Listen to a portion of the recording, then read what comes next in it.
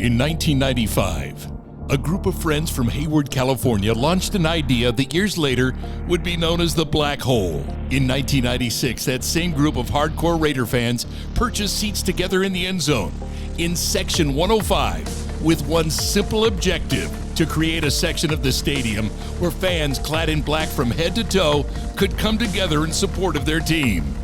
Fast forward 26 years, and after a relocation to the undisputed entertainment capital of the world, Las Vegas, the Black Hole is continuing the legacy and is immortalized by superfans, celebrities, with former and present Raiders, and a tradition that started in Oakland through its global fan base and loyal, colorful celebrities. Welcome to Section 105, the official TV show of the Black Hole.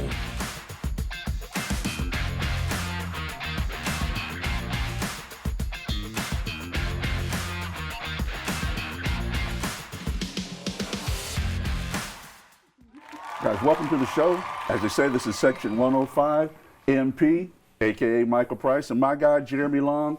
This is something different from what we've been doing, and it's going to be a lot of fun. I mean, Jeremy, if we look at this, man, it's just usually you and I. But now we got a whole slew of people who are going to help us create one of the best shows ever. We have the great Ron Futrell, who's going to be here on a regular basis, helping us explain the things that are happening on the field and off the field. And what else are we going to be doing? Well, we also have Lark Williams, who's going to be bringing all kinds of interesting stories, you know, in fandom, out of fandom, all around the city. Each week we're going to come out here. We have field reporters that are going to be telling you all the things that are happening at the new facility, the practice facility that's out there.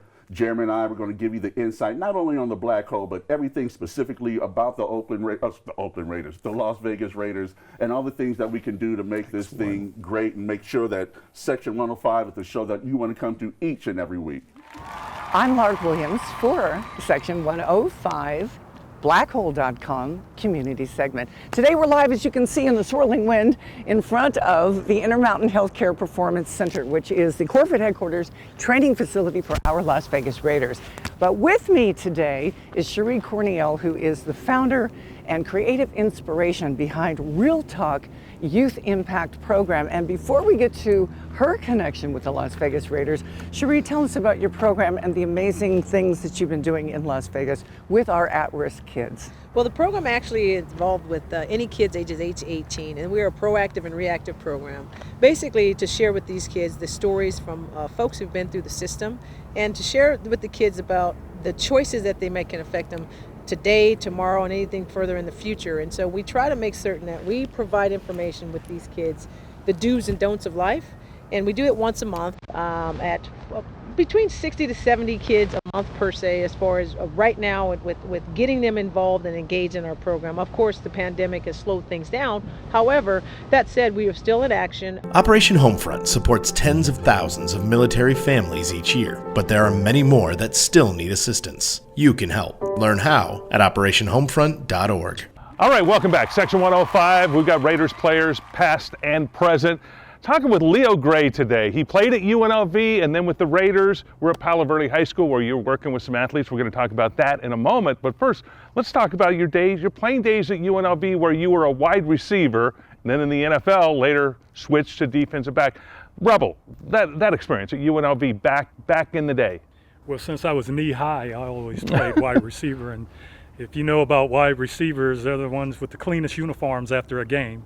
They're divas, and that whole diva mentality changed when I went to the Raiders camp. And we had 3 mini camps, and I was doing really well at wide receiver. And after the third one, Al Davis called me up, and he asked me if I had ever played defensive back. So I started to laugh, and then I remembered I'm talking to the owner. So I stopped laughing. Wait, he's serious about this? Yes, he's serious. And I'm looking at him, and he didn't smile. So he said, have you played defensive back before? I said, I've never played defensive back. And he said, well, we're only going to keep one receiver. And he said, I think you can make this team as a defensive back. All right, welcome back, everybody. Glad to have you with us. Now we're just going to sit here and talk a little Raiders football. What do you say, guys? Yeah. With Jeremy and Michael, I'm Ron. And we'll throw it over to you first, Jeremy. Sure. Draft is coming up the end of April. I think I know the answer to this question, but let's hear. What are the Raiders going to be looking for in that draft? What do you think? You have to believe that they're looking for that defense, right? They're looking for that missing piece, a couple of pieces. They have that 17th pick. Really good spot where it's a deep defensive line class too this season.